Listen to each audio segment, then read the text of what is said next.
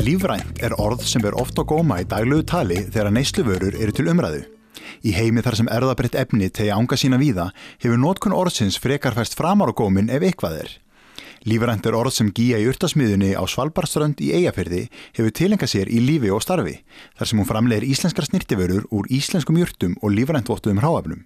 Við kíktum í heimsókn og fengum að fylgjast með framleiðslunni. Ég að setja vallhumal í suðu og hann mín uppáhaldsjurt og ég búin að tína þetta núna í sumar og svo klippi ég hann bara niður og svo seyði ég hann í svona nokkra daga við mjög vægan hita og þá næ ég úr honum olíunni sem ég nota bæði í græðismyslið og fótaáburðinn og ýmislegt annað. Hvar tínur hann? Hér bara í kring út með Eyjafirði og inn í Eyjafirði og svona á góðum stöðum þar sem engin umferð þar sem hann vex bara svona í góðu og hreinu umhverfi í íslenskri náttúru. Já. Og þú tínir þetta sjálf og þú vinnur þetta sjálf? Já, ég og fjölskyldan. Já. Og vinkonur og bara þeir sem vilja vera með. Já, hérna ertu með öðruvísi. Þetta eru blómin. Já. Þetta eru blómin og ég tek hann bara blandaðan og svo eru þetta aftur, þetta eru blöðin. Hvað ertu búin að vera að gera þetta lengi? Það bara hræðilega lengi. Ég er búin að vera að þessu síðan 91. Já. Það eru 26 ár. Og af hverju ferðu út í það að gera þetta?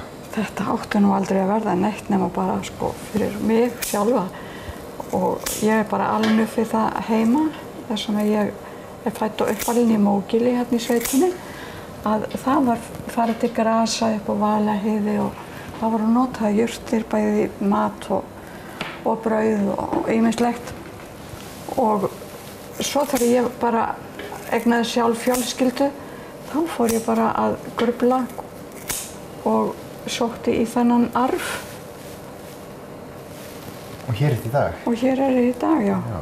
Það rosalega mismunandi lykt af þessu. Hérna eru við líka með... Já, vallhumallinn mjög lyktarsterkur. Já. Þetta eftir rauðsmári. Hann líka mjög góð græðujurt. Hann mildari og ég nota hann mikið í barnavörur. Já. Og hann ilmar alveg yndislega þegar ég að tína hann. Að koma þessu lífræna handbragði til skila innan ótal aðrar snyrtivörur á markaði getur verið snúið mál. Þess vegna tekur Gía þátt í sýningum á borð við handverkssýningunni á Hrafnagili ár hvert, því þar fær hún tækifæri til þess að vera í nánum tengslum við sína viðskiptavini. Það alveg nauðsynlegt að útskýra. Það ekki nóg bara að selja og selja. Fólk verður að fá að vita hvað það að kaupa. Og maður verður að útskýra hvað þetta á að gera og hvernig þetta virkar. Þú reynir að vera með einhverja nýjungar? Já, ég reyni það alltaf í hvert skipti eitthvað nýtt svona. Og ef að fólk hrifið af því, þá reyni ég að halda áfram að vera með það. En svo ég náttúrulega líka með, á handverkssýningunni oft eitthvað sem ég ekki að selja í verslanir. Með að fá líta á eitthvað sem þú ert með núna? Já, til dæmis þetta hérna. Þetta það sem ég kalla nuddkubbur og það eiginlega bara svona body lotion í föstu formi. Já.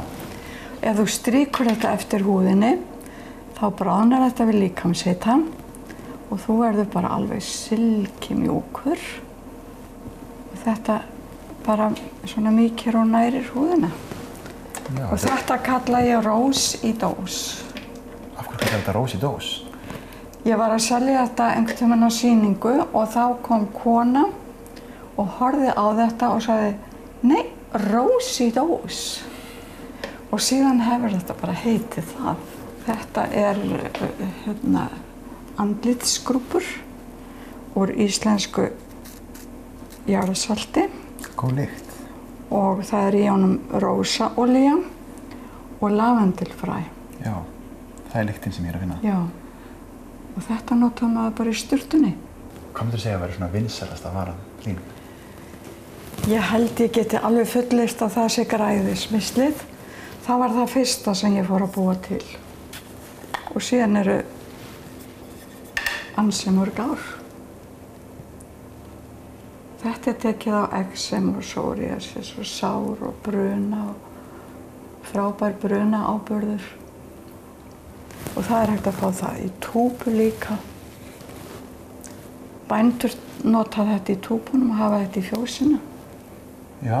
Og spenana á kúnum. Já. Og það virka vel. Já. Og þetta er fyrsta kremið. Og það svona það sem kemur svolítið á stað. Já. Er það ekki öllu saman? Þetta var byrjunin. Já. Þegar ég var í fyrsta skipti á sýningu á Hrafnagili, þá fór ég með svona, þetta var bara græðismisli þá.